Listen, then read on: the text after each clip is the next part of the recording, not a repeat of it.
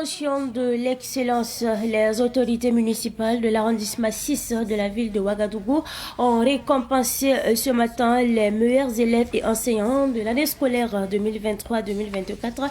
La cérémonie de récompense à suivre dans ce journal. Dominique Kietanga est désormais à la tête de la communauté burkinabé de Bunta en Côte d'Ivoire. Une installation qui s'est passée en présence des autorités ivoiriennes. L'installation à suivre dans ce journal. Mesdames et messieurs, bonsoir et bienvenue à ce rendez-vous consacré à l'actualité sur Savan TV.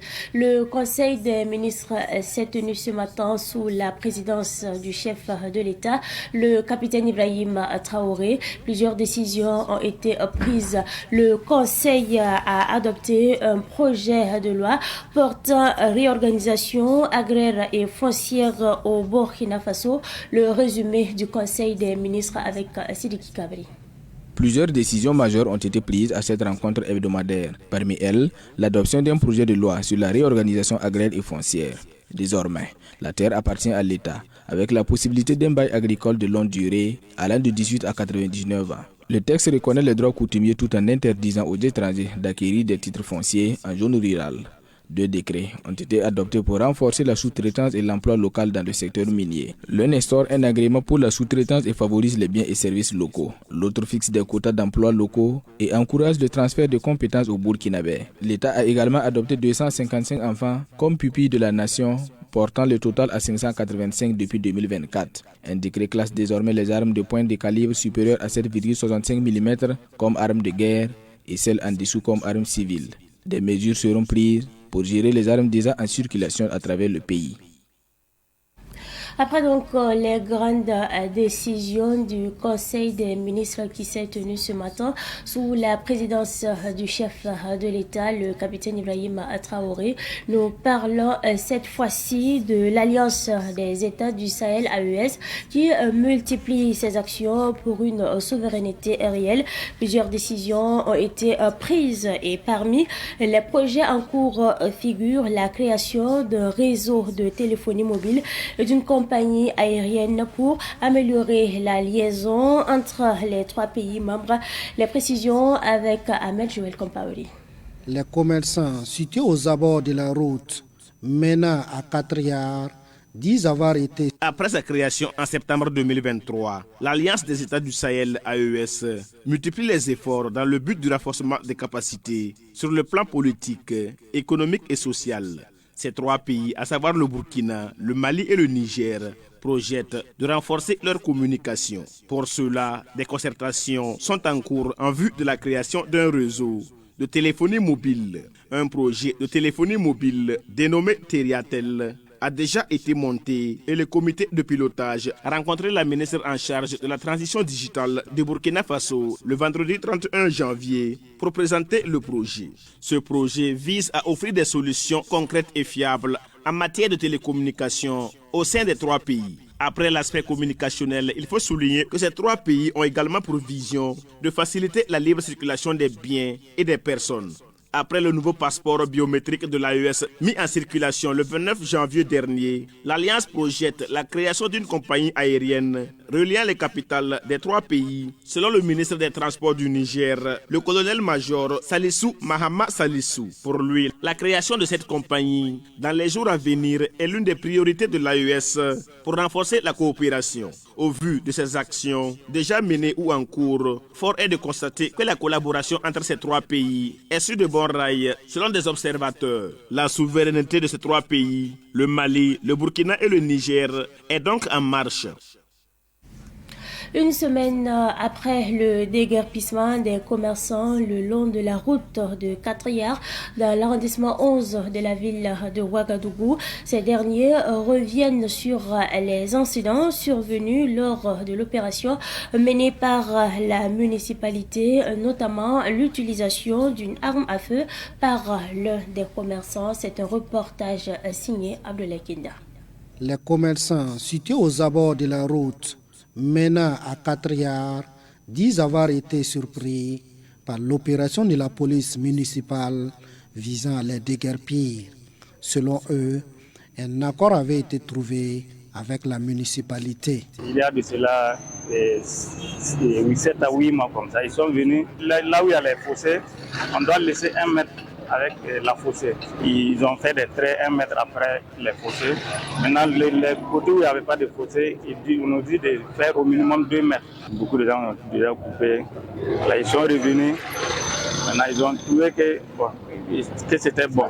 Maintenant, de ne pas déposer des trucs au-delà de là où ils ont tracé. Malgré le respect des consignes de la délégation spéciale de l'arrondissement 11 par les commerçants, les boutiques ont été saccagées. Et le jeudi, à notre grande surprise, on voit le bulldozer commencer au rond-point des trucs là. De 2 boutiques qui sont en train de saccager partout. C'est-à-dire qu'ils n'ont pas épargné aucun hangar. C'est-à-dire que de gauche à droite, ils arrachent seulement. Maintenant, on a cherché à comprendre. C'est notre tour là, c'est où? Parce qu'ils sont venus dire que c'est bon. Pourquoi dire que c'est bon et puis revenir après, commencer à saccager? Au cours de l'opération de déguerpissement de la municipalité, un incident autour d'un usage d'armes à feu a fait le tour des réseaux sociaux. Les commerçants apportent des éclairages. C'est quelqu'un qui tenait son portable. Bon, maintenant, il voulait enlever un numéro pour il y a quelqu'un qui l'avait demandé un numéro, il voulait enlever pour lui. Maintenant, le policier dit qu'il est en train de filmer. Il dit non, il n'est pas en train de filmer. Bon, il a insisté qu'il a filmé. Il dit non, il n'a pas filmé. Maintenant, c'est son portable. Il a emporté son portable. Et on l'a fait la force pour enlever le portable. Maintenant, dans l'embouteillage, il y a un qui a attrapé ses reins. Bon, il a apporté même un genre boubou qui cassait même l'arme. Mais il n'a pas fait sortir pour menacer quelqu'un. C'est eux-mêmes qui l'ont attrapé. Et en l'attrapant, maintenant, ils ont constaté qu'il avait une arme. Au niveau des médias, on entend dire qu'il a menacé. Et arrivé aussi, et quand on l'a amené, ils ont déverrouillé les portables. Il n'avait pas filmé. C'est-à-dire qu'il n'y avait aucune vidéo qui pouvait dire que non, quand il était là, il était en train de filmer. Il n'avait pas filmé. Donc eux-mêmes, ils savent le même jour, on l'a relâché. Jusqu'à présent, les commerçants situés aux abords de la route de 4 Yard attendent les consignes de la municipalité sur les conduites à tenir pour ne plus être déguerpis de leurs lieux de commerce. Un panel littéraire a été organisé le vendredi dernier à Koudougou, dans la cité du Cavalier Rouge, en marge du 20e Nabaska du chef Nagasara Ier de Isuka. Une occasion pour les étudiants de l'université Norbert Zongo de venir enrichir leurs connaissances sur l'apport de la littérature en période de guerre. Ruben Wilson Kodio. Les étudiants de l'université Norbert Zongo n'ont pas voulu rater cette occasion. Ils ont massivement effectué le déplacement pour assister à ce panel.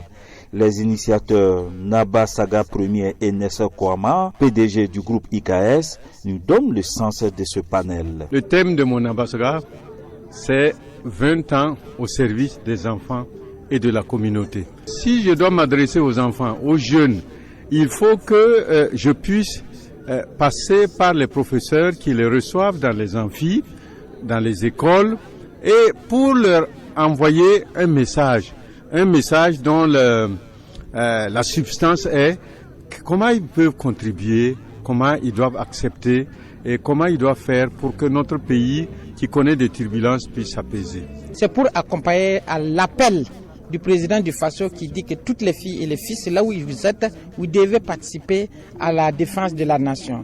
L'apport de la culture, du livre à la nation en temps de guerre. Effectivement, nous sommes en guerre. Quand vous regardez la mobilisation des étudiants, la mobilisation de la population, la mobilisation qui est faite, ça veut dire que l'objectif est atteint.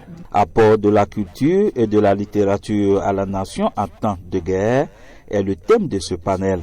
Les différents panélistes ont tour à tour émerveillé l'assistance. Je vais commencer d'abord par les Nyonyosé.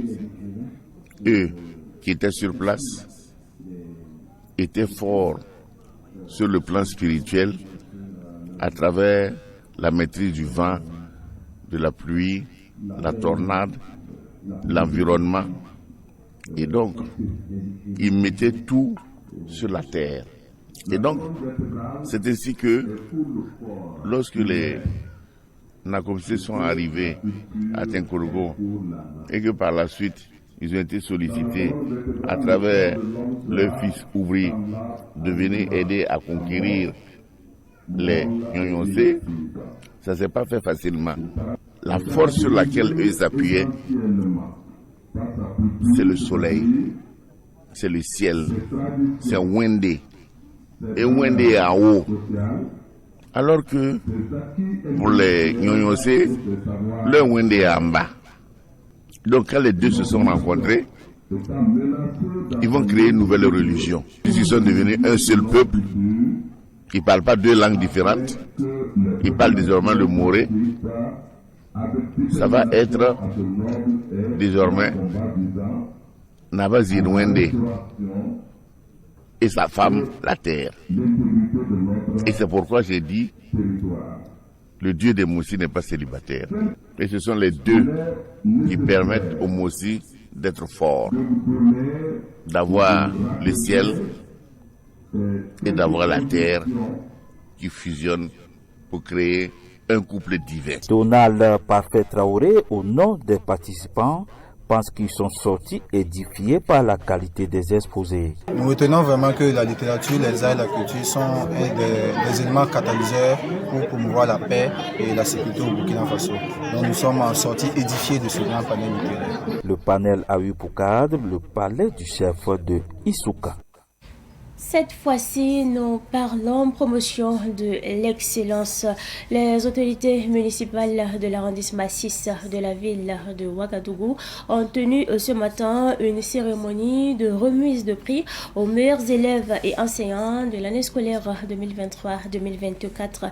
Une occasion de communier entre parents, autorités et élèves. Le film de la cérémonie avec notre reporter qui était sur place, il s'agit là de Sidiki Kabri.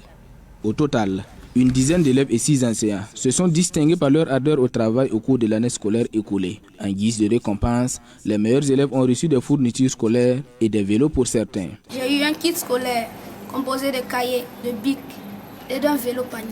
Je n'aurais jamais pu réussir sans le dévouement de mes parents et celui de mes enseignants. Je souhaite les remercier. Quant aux enseignants, ils sont repartis avec des attestations de reconnaissance et des tablettes, un geste symbolique destiné à raviver leur engagement et leur motivation à poursuivre leur mission avec dévouement. J'ai reçu une attestation de mérite, plus une tablette. Ensuite, j'ai reçu une attestation plus un kit scolaire pour l'école, meilleure école. Ce prix nous appelle à doubler beaucoup d'efforts. La présidente de la délégation spéciale de l'arrondissement 6, elle a exprimé sa satisfaction, convaincue que ces jeunes talents constituent la relève de demain. Elle a exhorté élèves et enseignants à persévérer dans leurs efforts. Chers enseignants et éducateurs, les résultats qui font aujourd'hui la fierté de la Sèvre et de l'arrondissement tout entier. Je vous invite à maintenir le cap, à persévérer afin que la culture de l'excellence soit au quotidien notre boussole. Quant à vous, chers enfants, une fierté pour l'arrondissement. Je vous invite à le demeurer en travaillant toujours, en respectant les parents et les enseignants. Les parents d'élèves, par la voix de Dominique Compaoré, ont exprimé leur reconnaissance envers le corps enseignant qui n'a ménagé aucun effort pour assurer la réussite des enfants. Je suis vraiment la satisfaction des élèves et des encadreurs. Nous, parents d'élèves, nous pouvons que tirer satisfaction, en tout cas de l'égard que l'autorité administrative a eu à leur endroit. C'était l'ensemble en fait de l'administration et des parents d'élèves qui remerciaient en tout cas les meilleurs encadreurs et tous les encadreurs. Lors de cette cérémonie, 7 écoles de l'arrondissement ont également été primées en raison de leurs résultats satisfaisants. La circonscription de base de Ouaga 6 comprend 132 écoles et a fait un taux global de 86,5% pour l'année 2024 au CEP. Dominique Kietenga est désormais à la tête de la communauté burkinabé de Bunta en Côte d'Ivoire. Il promet en tout cas de promouvoir la cohésion sociale et le vivre ensemble. Retour sur son installation avec nos reporters. Il s'agit là de Boukari Zongo et Kouma Saviour depuis la Côte d'Ivoire. Dominique Kitenga est à la tête de la communauté burkinabé de Bunta, dans le département de Biankouma, situé à l'ouest de la Côte d'Ivoire, depuis le 1er février dernier. Cette action illustre de la cohésion et le bon vivre entre ces deux peuples frères, Yakuba et Burkinabé. Le représentant du sous-préfet de Santa, en la personne de M. Kofi, a salué cette initiative et a prodigué quelques conseils. Le sous-préfet me charge de féliciter d'abord M. Dominique, le nouveau Naba, pour son investiture en ce jour. Aussi, il lui dit tous ses encouragements et il lui dit vraiment, il n'a pas été choisi au hasard. Qu'il fasse de sorte qu'il soit rassembleur. Quel que soit le problème qui viendra à lui, qu'il soit impartial, qu'il se base sur la vérité pour que demain il puisse laisser de bonnes traces. Présent à cette cérémonie, Kaboroy Boukari, délégué au Conseil des Burkinabés de l'extérieur. On ne peut pas vivre sans chef, on ne peut pas vivre dans une société sans un leader. Raison pour laquelle nous l'avons installé, pour qu'ils arrivent à organiser notre communauté dans la paix, dans la sensibilisation, pour le respect des justes coutumes de notre pays d'accueil. Ils étaient nombreux à prendre part à cette rencontre, notamment les chefs coutumiers, les responsables des associations des Burkinabés en Côte d'Ivoire et les guides religieux. C'est une immense joie. Parce que si vous avez votre frère et que toute la communauté emportée les soit sous lui et lui donner la responsabilité comme chef de communauté, être là devant, en tout cas, nous, salutations, c'est de remercier tout le monde d'avoir confiance à notre frère. Nous sommes fiers, nous sommes d'accord, toute la population de Bunta sont d'accord pour que M. Dominique soit le chef des Naba à Bunta ici. Donc nous sommes très très contents. Il faut noter que le chef fraîchement installé a exprimé sa bonne volonté de promouvoir le vivre ensemble et la cohésion sociale. Le sport est également au menu de l'actualité de ce 5 février 2025. À Zabré, dans le Boulgou, l'équipe de Beka a remporté le dimanche dernier la deuxième édition du tournoi de football des jeunes de Gassougou. La finale a eu lieu en présence de Ruben Wilson Okodio. Les populations des 44 villages de la commune de Zabré ont fait le déplacement pour suivre ce tournoi de football de l'association des jeunes de Gassougou. Tout comme la première édition, les finalistes sont les mêmes. L'équipe de Beka contre celle de Yuga, vainqueur de l'édition précédente. Ces deux équipes n'ont pu se départager au temps réglementaire. 0 but partout, c'est par les tirs au but que Beka, plus adroit, remporte cette deuxième édition. Ce tournoi va permettre aux jeunes des 44 villages de s'asseoir ensemble pour voir dans quel sens ils pourront renforcer ou promouvoir le vivre ensemble. C'est vraiment sur cet objectif que nous avons lancé ce tournoi.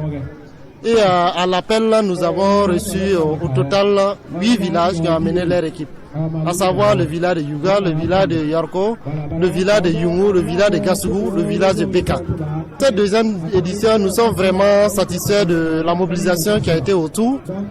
Parce que il faut dire que c'est vraiment l'union de l'ensemble des jeunes de Gassougou qui a permis de lancer cette deuxième édition. Samuel Yara, l'invité d'honneur de cette finale, apprécie cette initiative. Ça fait une vraie cohésion au niveau des villages des Zabré et ça permet aussi de mener des actions ensemble et il va sans dire que les jeunes vont se connaître mieux et se rassembler pour mener d'autres actions qui peuvent amener le développement du village. Ce genre de compétition se répète et que ça se perpétue et que vraiment la jeunesse puisse vraiment se souder et mener des actions pour le futur et pour le bien-être des populations. Le parrain de cette deuxième édition estime que ces genres de tournois apportent la paix et la cohésion sociale entre les populations. Parrainer cette deuxième édition de la Coupe de la jeunesse de Gassougou a été vraiment une aubaine pour moi. Ils ont fait une œuvre très utile puisque le football est un moyen de rassembler tout un peuple afin de partager un moment d'intense sur le terrain en se croisant les crampons. En même temps, ça crée une symbiose entre la population pour dire que nous sommes indivisibles. Les meilleures équipes ont reçu des prix en nature et en espèces. Cacher sa tristesse derrière des faux sourires, c'est le quotidien de beaucoup d'entre nous. Nous devons retenir une chose. En réalité, les épreuves nous font découvrir qu'on est plus fort que l'on aurait imaginé. Ne perdons jamais espoir. C'est tout pour cette édition du soir que j'ai pris en tout cas du plaisir à vous présenter. Merci à vous pour votre constante fidélité. Excellente suite de programme en compagnie bien sûr des programmes de la télévision de Nouvelles Idées.